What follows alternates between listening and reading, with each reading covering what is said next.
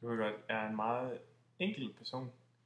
Det kræver ikke så meget at underholde mig, når jeg keder mig eller sådan noget.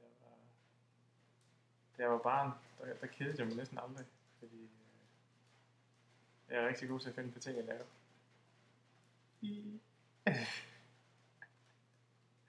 Hov, hvad var det? Du, du, du. Crazy eyes. Nå, men hvis du ser det her, så ved du sikkert, at jeg har siddet og leget på din computer.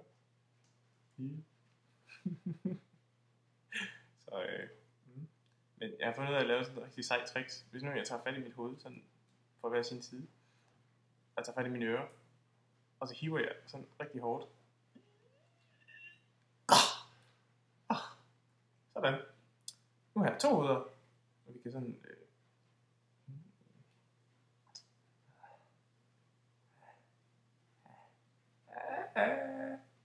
Meget klamt, ikke?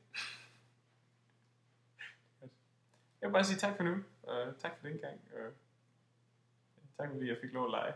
Jeg skal nok skrive de breve der. Det er godt.